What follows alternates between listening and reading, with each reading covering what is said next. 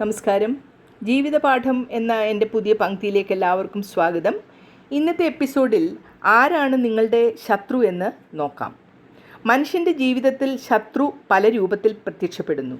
അന്തരംഗ ശത്രു നമ്മുടെ തന്നെ ഭയം, ആശങ്ക, അമിതാഹങ്കാരം, അമിതമായ ക്രോധം മുതലായവയാണ്. പലപ്പോഴും നമ്മെ പരാജയപ്പെടുത്തുന്ന പ്രധാന കാരണങ്ങൾ നമ്മിൽ തന്നെയാണ്. പിന്നെ ഉള്ളത് ബാഹ്യശത്രു. ജീവിതത്തിൽ നേരിടുന്ന വെല്ലുവിളികൾ, മറ്റു വ്യക്തികൾ, സാഹചര്യം, അനീതികൾ ഇവയൊക്കെ. ഇവ നമ്മെ പാഠങ്ങൾ പഠിക്കാനും ശക്തിപ്പെടുത്താനും സഹായിക്കുന്നു. ശത്രുവിനെ തിരിച്ചറിയുന്നതിൽ പ്രധാനമായത് അത് നമ്മെ മാറ്റിയേക്കും, അല്ലെങ്കിൽ നാശം സൃഷ്ടിക്കുകയോ ചെയ്യും എന്നുള്ളതാണ്. ചിലപ്പോഴെങ്കിലും ശത്രുവെന്ന് തോന്നുന്നത് വളർച്ചയ്ക്ക് സഹായിക്കുന്ന ഒരു അവസരവുമായും നമുക്ക് വരുന്നു. ശത്രുവിനെ എങ്ങനെ നമുക്ക് കൈകാര്യം ചെയ്യാമെന്ന് നോക്കാം. ആന്തരിക ശത്രുവിനെ ആദ്യം തിരിച്ചറിയുക.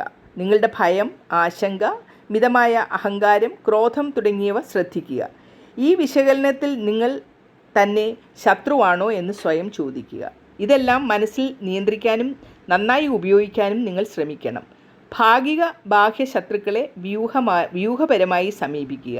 മറ്റാളുകൾ അല്ലെങ്കിൽ സാഹചര്യങ്ങൾ ശത്രുവായി തോന്നിയാൽ ആദ്യം അവരെ വ്യക്തമായ ഫാക്റ്റുകളുടെ അടിസ്ഥാനത്തിൽ തന്നെ ശ്രദ്ധിക്കുക. ശത്രുവിൻ്റെ പ്രവർത്തനം നിങ്ങളെ ബാധിക്കുന്ന രീതിയിൽ അത് നിങ്ങളുടെ പ്രതികരണത്തെ നിയന്ത്രിക്കാതെ നോക്കുക. ജീവിതത്തിൽ വരുന്ന വെല്ലുവിളികൾ ഒരു പാഠമായി കാണുക. ശത്രുവിൻ്റെ കരുത്ത് തിരിച്ചറിയുക. അതിനെ മറികടക്കാനുള്ള പുതിയ വഴികൾ നിങ്ങൾ തന്നെ കണ്ടെത്തുക. സമാധാനപരമായ സമീപനം സ്വീകരിക്കുക. പ്രതികാരമല്ല, ബുദ്ധിപൂർവം പ്രവർത്തിക്കുക. ക്ഷമ, ധൈര്യം, മനസ്സിൻ്റെ ശക്തി എന്നിവ കൂടുതൽ വളർത്തുക. ശത്രുവിൻ്റെ സാന്നിധ്യം നമ്മെ കൂടുതൽ കരുത്താർജിക്കാനും കൂടുതൽ സജ്ജരാക്കാനും നല്ല വ്യക്തികളായി തീരാനും പ്രേരിപ്പിക്കുന്നു. പ്രതിസന്ധികളെ വളർച്ചയുടെ അവസരമായി മാറ്റുക. ഭയം നമ്മെ നീങ്ങാതെ നിർത്തും. പുതിയ കാര്യങ്ങൾ പരീക്ഷിക്കാതിരിക്കുകയും ചെയ്യുക. ഭയം ഉയർന്നാൽ ആത്മവിശ്വാസം ഇല്ലാതാകും.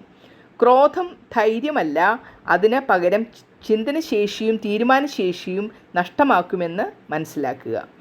അമിതമായ ക്രോധം ബന്ധങ്ങളെ നശിപ്പിക്കും, മനസ്സിനെ വിഷമിപ്പിക്കും. അനാവശ്യ ദുഃഖം, നിരാശ, ആത്മസംശയം തുടങ്ങിയവ നമ്മുടെ മുന്നേറ്റത്തിന് തടസ്സമാകുന്നു. ഈ വികാരങ്ങളെ ശത്രു ആണ് എന്ന് മനസ്സിലാക്കി അവയെ നിയന്ത്രണത്തിലാക്കുകയും ചെയ്യുക. ഇവയെ തിരിച്ചറിയുകയും അവയ്ക്കുള്ള കാരണം മനസ്സിലാക്കുകയും തുടർന്ന് അവയെ നിയന്ത്രണത്തിൽ കൊണ്ടുവരികയും ആണ് നാം ചെയ്യേണ്ടത്. ഇനി പുതിയൊരു വിഷയവുമായി അടുത്ത എപ്പിസോഡിൽ കാണാം. നന്ദി, നമസ്കാരം.